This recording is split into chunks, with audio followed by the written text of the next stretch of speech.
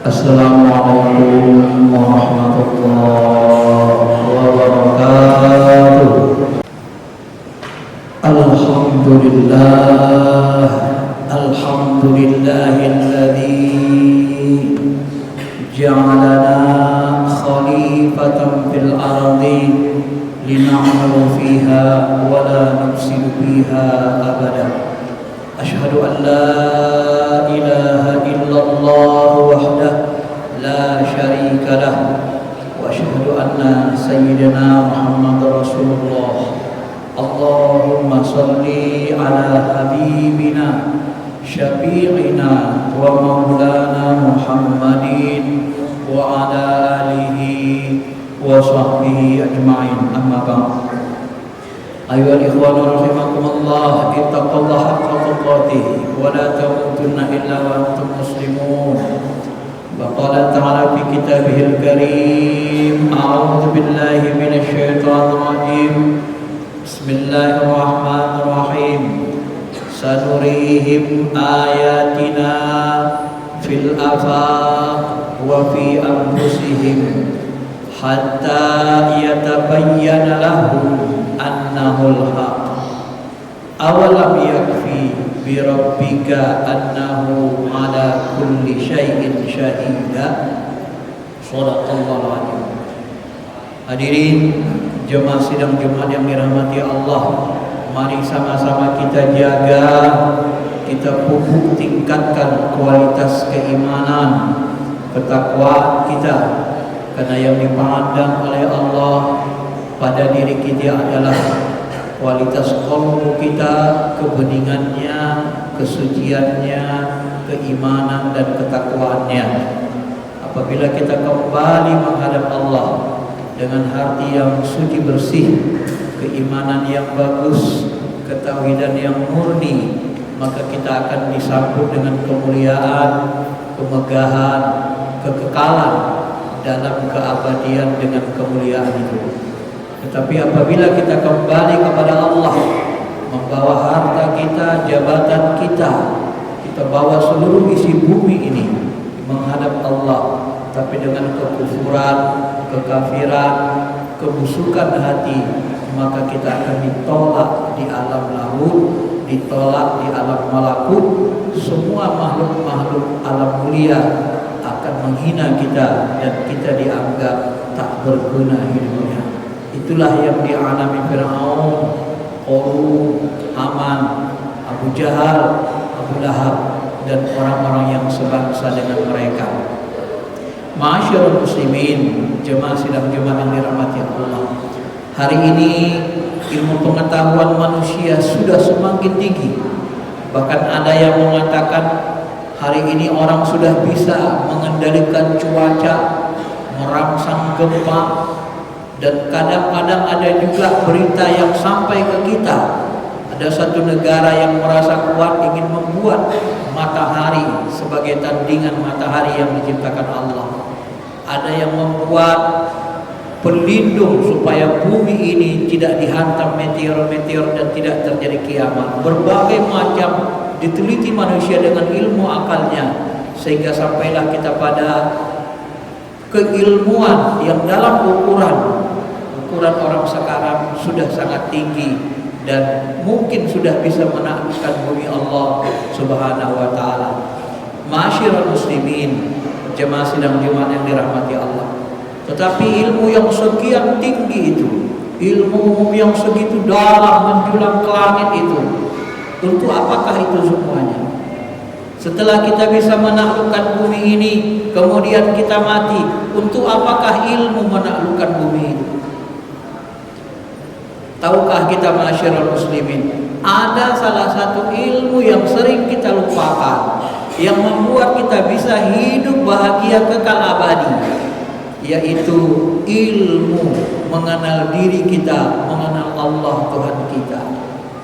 Ini yang sering kita lupakan. Seberapa banyak ilmu yang kita punya, kalau kita sendiri tak kenal diri kita, tak bisa mengendalikan hawa nafsu kita, tak tahu kita siapa Tuhan kita, kemana arah tujuan hidup, apa yang kita miliki, mau kemana kita buat, kita arahkan, maka jadilah kita orang yang sangat hina. Setelah kita mati nanti, kalau kita tidak mati tidak bisa. Sedangkan iblis saja pun harus mati juga pada akhirnya.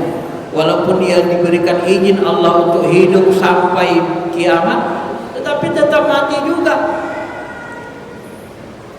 Maka kita tidak bisa tidak meninggalkan bumi ini. Dan apa yang kita bawa ketika kita meninggalkan bumi? Dalam waktu yang cukup lama. Kita tahu kita sudah punya seorang penguasa yang berkuasa 30 tahun lebih di bumi Indonesia ini. Tapi setelah dia tiada, berapa lama alam kubur yang dia alami? Berapa lama alam yang dia jalani? Walaupun 30 tahun berkuasa, tidak ada artinya di mata semua manusia. Di mata Allah pun orang-orang sudah banyak melupakan kita. Kurang lama apalagi kuasa 30 tahun itu. Tapi orang melupakan, hampir semua orang, hanya sebagian kecil orang yang mengingatnya. Dilupakan manusia. Nah, bagaimana kalau dengan kekuasaan itu kita menghadap Allah, kita kembali? Tak kenal kita diri kita, tak kenal kita Allah kita, Tuhan kita. Lalu kita tiba-tiba sudah mati dan kembali dalam keadaan buta. Bukankah Allah dalam Quran mengatakan wa man kana fi hadhihi a'ma bahwa fil akhirati a'ma wa adallu sabila. Siapa yang buta dalam kehidupan dunia ini, jangan harap bisa melek di akhirat. Buta dia terhadap dirinya, buta dia tidak tahu dia siapa Tuhannya. Maka disitulah pentingnya ilmu mengenal diri, mengenal Allah ini. Karena inilah sebenarnya para nabi, para rasul diutus supaya kita mengenal Allah, supaya kita mengenal diri kita. Itulah yang dikatakan Allah dalam Quran. Qul hadhihi sabili ad'u ilallah ana ala basiratin ana wa manittaba'ani. Katakanlah hai Muhammad, inilah jalanku. Apa jalan Nabi Muhammad? Jalan hidupnya ad'u ilallah, mengajak kita kembali semua kepada Allah, mengajak kita kenal dengan Allah. Ala basiratin, bagaimana supaya bisa kita kembali dengan Allah, kepada Allah dengan baik? Ala basirah, dengan cara basirah, dengan cara menghidupkan mata hati kita, mata ruh kita yang sudah tidak melek akibat digelumul, akibat dihijab oleh hawa nafsu kita yang ada di dalam diri kita. Hidupkan kembali ala basirah. Tidak bisa kita mengenal Allah tanpa ruh kita, tanpa mengenal diri kita, tanpa menghidupkan mata hati kita. Hanya mengandalkan akal dan mata jahir, selamanya kita tidak akan bisa mengenal Allah. Kita harus gunakan wahyu, kita harus belajar dari orang-orang yang dekat dengan Allah, yang terbukti mereka itu adalah dekat dengan Allah dengan banyaknya karomahnya. Kalau para nabi banyak mukjizatnya, dia buktikan memang Allah itu nyata, memang Allah kuasa. Dia buktikan bahwa Allah itu maha kuasa, sehingga nampak bukti kekuasaan Allah itu pada dirinya. Kita harus belajar dengan guru-guru yang seperti itu untuk mengenali diri kita, mengenali Allah Subhanahu wa taala.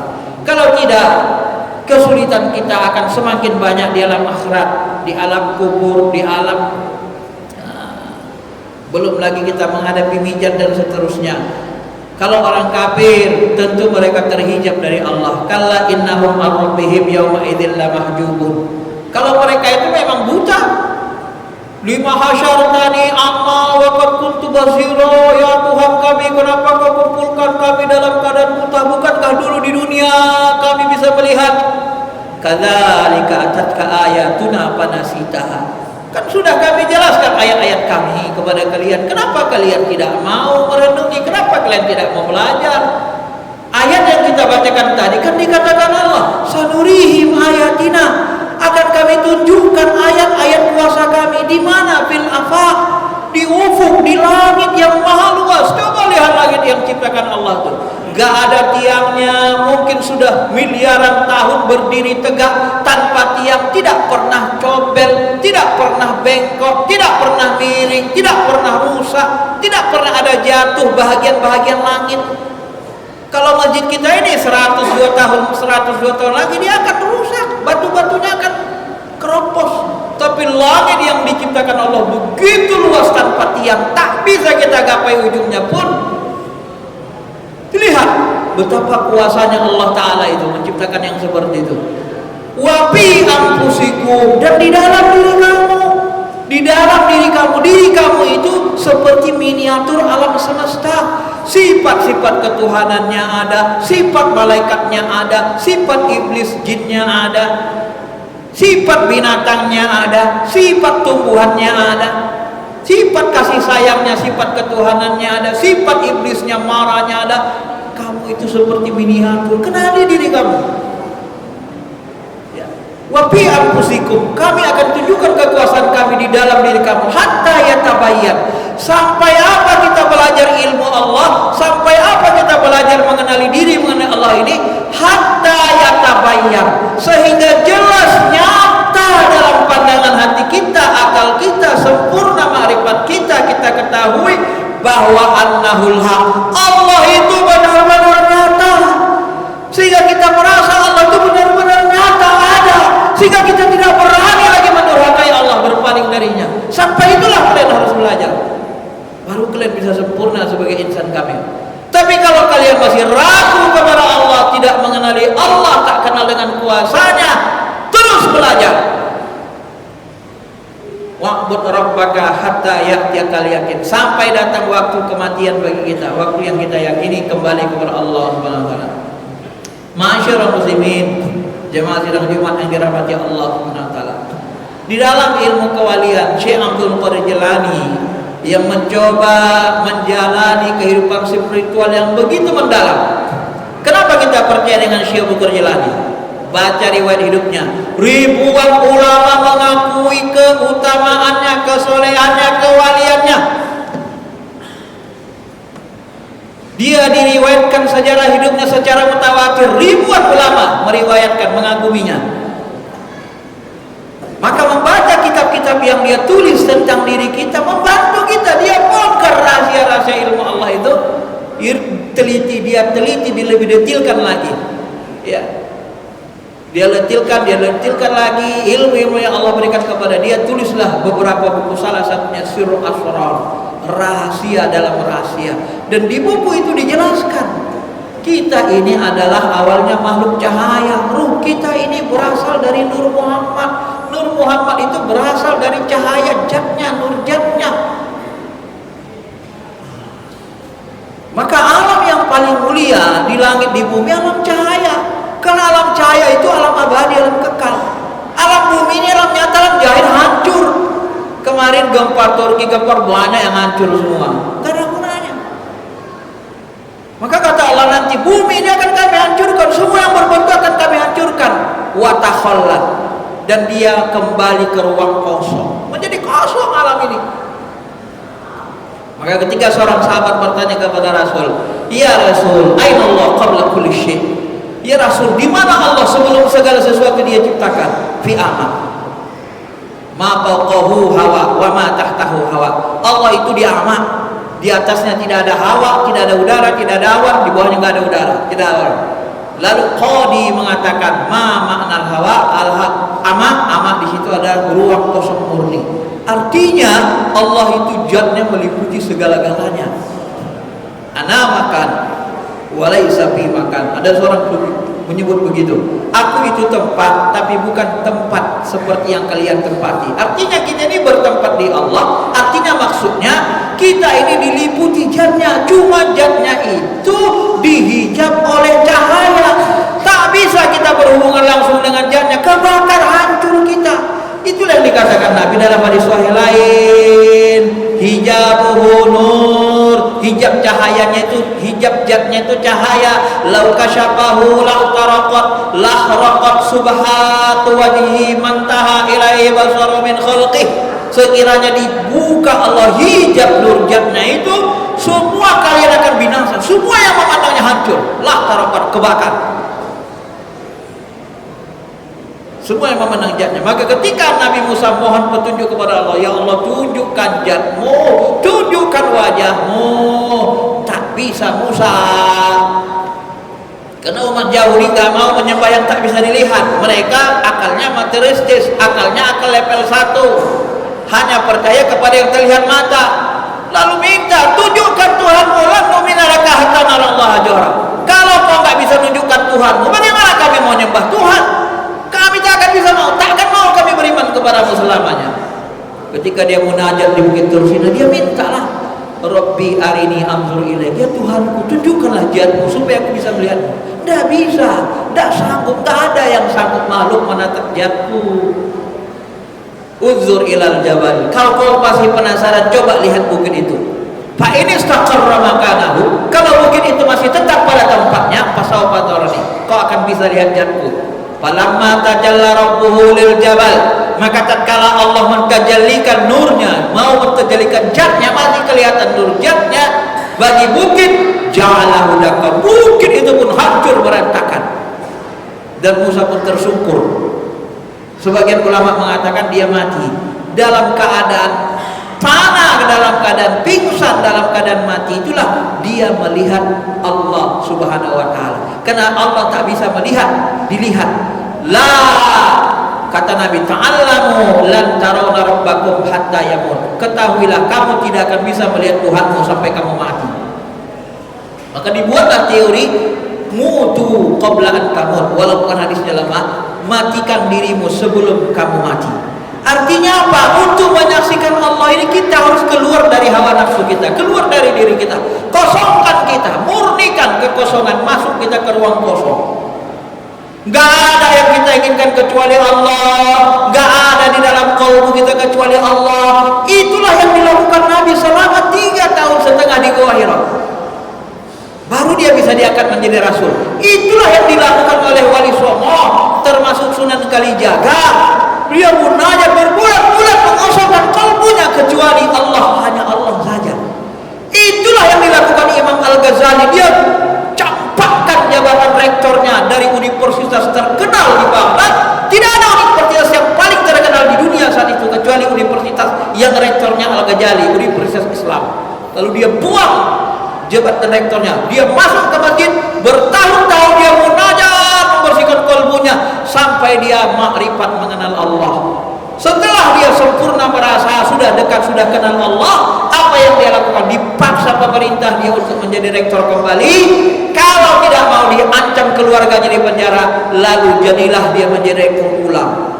Dan apa yang dia katakan? Apa beda Ghazali dulu dengan sekarang ketika jadi rektor? Dulu Ghazali itu merasa sombong, orang yang merasa pintar. Semua ahli filsafat, Ibnu Rushdi, Ibnu Sina, Aristoteles, semua orang filsafat kuhantam dengan akalku karena aku bisa melakukannya. Aku merasa hebat. Tetapi setelah aku membersihkan kalbuku mengenal Allah, aku tak merasakan apa-apa lagi kecuali yang kupandang hanya Allah. Barulah setelah itu dia mengalami kematian. Setelah dia mengenal dirinya, mengenal Rabbnya. Bagaimana mengenal diri? Sucikan kalbu kita. Nggak bisa tidak kosongkan. Karena Allah maha pencemburu. Kalau masih ada di dalam kalbu kita dunia, sesuatu selain dirinya, dia tidak akan mau bongkar rahasianya. Dia tidak akan mau mendekati kita.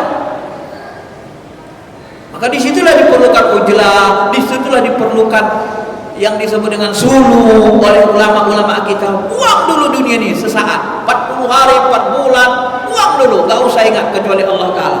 Nanti sesudah kita mengenal, tahu siapa diri kita, hakikat hidup, baru kita kembali ke bumi ini, ke dunia, ke masyarakat dengan pandangan-pandangan Allah. Maka jadilah orang seperti itu.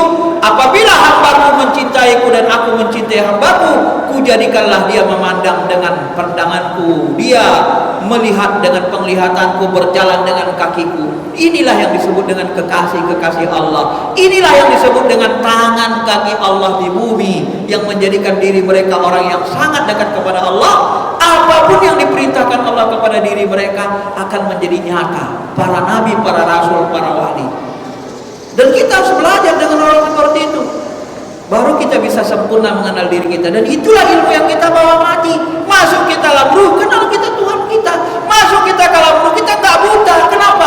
Di alam ruh itu kita melihat dengan kalbu, dengan ruh, dengan mata hati, mata kalbu, mata ruh.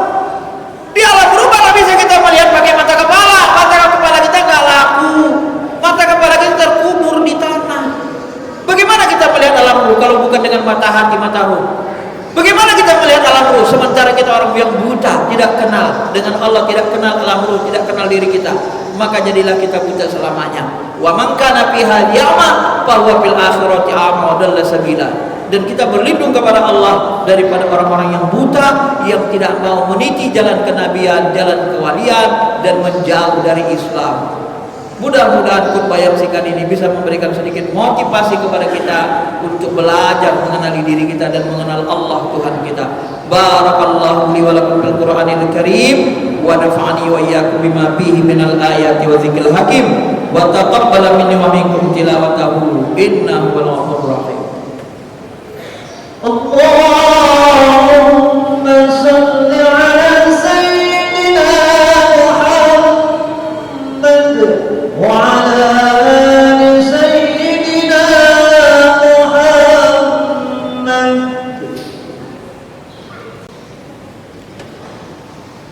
Alhamdulillah hamdan na'imin, alhamdulillah hamdan na'imin, asyhadu an la ilaha illallah rabbuna rabbul alamin, wa asyhadu anna sayyidina Muhammad sayyidil mursalin. Allahumma salli ala habibina syafi'ina wa maulana Muhammadin wa ala alihi wa sahbihi ajma'in. Amma ba'd. Ayyuhal ikhwan rahimakumullah, ittaqullaha haqqa tuqatih wa la tamutunna illa wa antum muslimun. Faqala ta'ala fi kitabihil karim, a'udzu billahi minasyaitonir rajim, laisa kamitslihi syai', qul huwallahu ahad, Allahus samad, lam yalid wa lam yulad wa lam yakul lahu kufuwan ahad. Wa qala aidan, innallaha wa malaikatahu yusholluna 'alan nabi, ya ayyuhalladzina amanu shallu 'alaihi wa sallimu taslima. Allahumma shalli ala Muhammad wa ala ali Muhammad wa khulafa'ir rasyidin Abi Bakar wa Umar wa Utsman wa Ali wa baqiyati sahabati Rasulullah ajma'in. Allahumma fil muslimin wal muslimat wal mu'minin wal mu'minat al ahya'i minhum wal amwat innaka sami'un qaribun mujibud da'wat ya qadiyal hajat. Allahumma inna nas'aluka imaman adila wa imanan kamila wa yaqinan sadiqan wa qalban khashi'an wa amalan maqbula wa zawjatan salihah wa waladan salih wa ma'rifatan kamilah ya Allah wa hubbun laka ya Rahman ya Arhamar Rahimin bi rahmatika ya Arhamar Rahimin.